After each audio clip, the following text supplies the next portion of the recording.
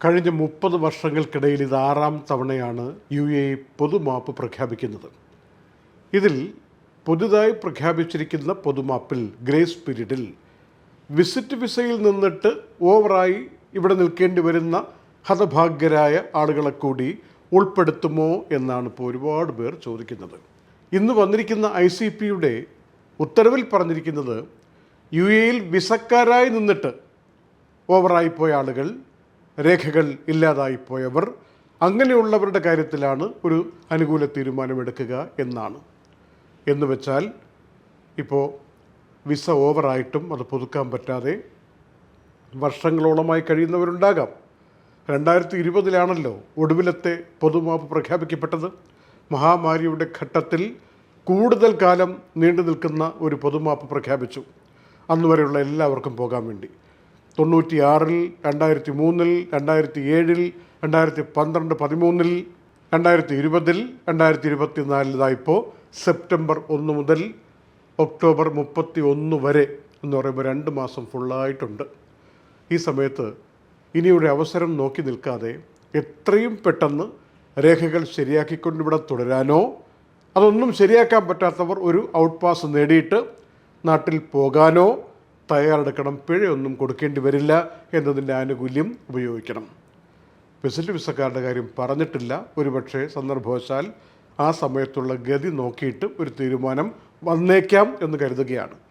ഏതാണ്ട് 1 വർഷം മുമ്പ് ദുബായ് സിറ്റി സെൻറ്ററിൽ വെച്ച് ഇങ്ങനെയൊരു മിനി പൊതുമാപ്പ് ദുബായ് വിസക്കാർക്ക് വേണ്ടി മാത്രം നടത്തുമെന്ന് ഒരു സൂചന വന്നിരുന്നു, അറിയിപ്പ് വന്നിരുന്നു. പക്ഷേ അവിടെ ജനസമുദ്രമായി മാറിയ ഒരു ദിവസം ഓർമ്മയുണ്ടോ? അങ്ങനെ തൽക്കാലത്തേക്ക് ഉദ്യോഗസ്ഥർ പറഞ്ഞു, മറ്റൊരവസരത്തിൽ നമുക്ക് ഫലപ്രദമായിട്ട് വളരെയധികം സംഘടിതമായിട്ട് ചെയ്യാം, ഇന്ന് തൽക്കാലമില്ല എന്ന് പറഞ്ഞുകൊണ്ട് ആ ക്രൗഡിനെ പിരിച്ചുവിടുകയായിരുന്നു. അപ്പോൾ ഇത്തവണ ഒരുപാട് ആളുകൾ ഉണ്ടാകുമെന്നുള്ളതിൻ്റെ സൂചന കൂടി അതിൽ നമുക്ക് കിട്ടിയിട്ടുണ്ട്. ഏതായാലും UAE മൊത്തത്തിലാണിപ്പോൾ ഈ ഒരു പ്രഖ്യാപനം വന്നിരിക്കുന്നത്. അങ്ങനെയുള്ള ആരെങ്കിലും നമുക്കറിയാമെങ്കിൽ അറിയിക്കുക. അവരുടെ ഏറ്റവും നല്ല അവസരമാണ് ഈ വന്നുകൊണ്ടിരിക്കുന്നത്. കഴിഞ്ഞ പ്രഖ്യാപിക്കപ്പെട്ടതിൽ 1,00,000-ലധികം, കൃത്യമായി പറഞ്ഞ 63,000-ലധികം ആളുകൾ അവരുടെ സ്റ്റാറ്റസ് റെഗുലറൈസ് ചെയ്തു എന്ന കാര്യം, എന്നിട്ട് അവരിവിടെ പലരും തുടരുന്നുണ്ട് എന്ന കാര്യം, ഇതൊക്കെ നമ്മൾ അറിഞ്ഞിരിക്കണം. എത്തിഹാദ് എയർവേസിൻ്റെ ഷെയർ വിൽക്കാനുണ്ട്, അതുകൊണ്ട് ഇത്ര കാശടച്ചാൽ ഇപ്പോൾ നിങ്ങൾക്ക് ഷെയർ തരാമെന്ന് പറഞ്ഞുകൊണ്ട് സാമൂഹിക മാധ്യമങ്ങളിലൂടെ അതിശക്തമായ പ്രചാരണം ചിലർ നടത്തുകയും കാശ് സ്വീകരിക്കുകയും ഒളിച്ചോടി പോവുകയും ഒക്കെയാണ്. അതുകൊണ്ട് securities and commodity authority UAE പറയുന്നത് ഇത്തരത്തിലുള്ള കാര്യങ്ങളൊന്നും വിശ്വസിക്കാതെ അതാതിൻ്റെ വെബ്സൈറ്റിൽ പോയിട്ട് അത് ഉറപ്പുവരുത്താനുള്ള ബാധ്യത കൂടി ആളുകൾ ഏറ്റെടുക്കണം എന്നാണ്. പ്രത്യേകം ഇക്കാര്യം ശ്രദ്ധിക്കുമല്ലോ. ജപ്പാനിലേക്ക് പോകണോ? UAE റെസിഡൻറ്റ് വിസ ഉണ്ടോ? എങ്കിൽ ഇനിയിപ്പോൾ സെപ്റ്റംബർ 1 മുതൽ ജപ്പാൻ വിസ, ഇലക്ട്രോണിക് വിസ ലഭ്യമാക്കാനുള്ള വിപുലമായ സംവിധാനം ഇതാ ഉണ്ടായിരിക്കുന്നു. വിസയുടെ ഫീസും പിന്നെ 100 ദിർഹം സർവീസ് ഫീസും കൊടുക്കണം. വാഫി മോളിലെ സെൻറ്ററിലും അബുദാബി ദി മോൾ, ഈ 2 സ്ഥലങ്ങളിലും ദുബായിലും അബുദാബിയിലുമായിട്ടാണ് VFS ഗ്ലോബലിൻ്റെ ഓഫീസുകളിൽ ജപ്പാൻ്റെ വിസ പ്രോസസ്സ് ചെയ്യുന്നത് എന്ന കാര്യം അറിയിപ്പായി വന്നിട്ടുണ്ട്. ഇതുമായി ബന്ധപ്പെട്ട ഒരു സെൻറ്ററിൻ്റെ ഉദ്ഘാടനം ഇന്ന് ജപ്പാൻ മിഷനുകളുടെ ഉന്നത ഉദ്യോഗസ്ഥരും മറ്റും ചേർന്ന് നിർവഹിക്കപ്പെടുകയുണ്ടായി. വയനാട് ദുരന്തത്തിൽ മരണസംഖ്യ 300-നെ ചുറ്റിപ്പറ്റി എത്തി എന്നൊക്കെ പറയുമ്പോൾ എല്ലാവരുടെയും ഉള്ളുരുകുകയാണ്. ആയിരങ്ങൾ ഈ അപകടത്തിൽപ്പെട്ടിട്ടുണ്ട്. നിരവധി പേരെ കാണാതായിട്ടുണ്ട്. ചില്ലറ പരിക്കുകളോടെ രക്ഷപ്പെട്ട ആളുകളുണ്ട്. ഇപ്പോഴും കാണാതാകപ്പെട്ടവരുടെ ലിസ്റ്റ് തീർന്നിട്ടില്ല. അംഗവിഹീനരായി ആശുപത്രിയിലുള്ളവർ, പരുക്കുപറ്റി കഴിയുന്നവർ, ഇങ്ങനെ പല കാറ്റഗറികളിലായി ദുരന്തം നേരിട്ടും അല്ലാതെയും ഏറ്റുവാങ്ങിയ ആയിരങ്ങളുടെ കഥയാണ് വയനാട് ലോകത്തിന് നൽകുന്നത്.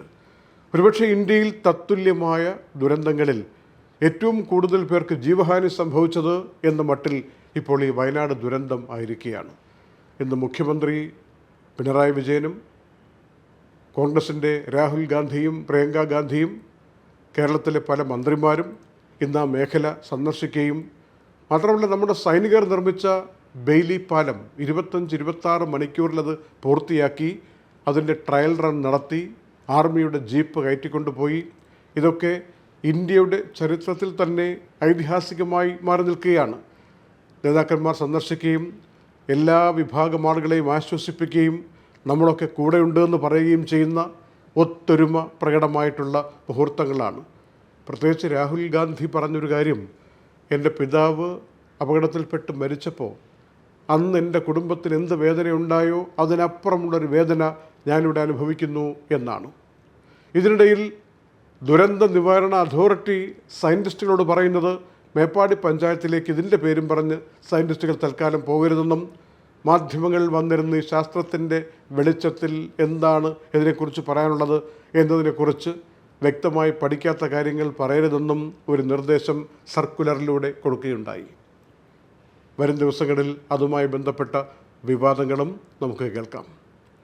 ഏതായാലും വയനാട് 2024 ഇന്ത്യയുടെ ദുരന്ത ചരിത്രത്തിൽ ആർക്കും മറക്കാൻ പറ്റാത്ത ഒരു സംഭവമായി, ദുരന്തമായി എഴുതി ചേർക്കപ്പെട്ടിരിക്കുന്നു. ദുബായ് വാർത്തയുടെ ഓഗസ്റ്റ് 1 നൈറ്റ് അപ്ഡേറ്റ് സമാപിക്കുന്നു. നന്ദി.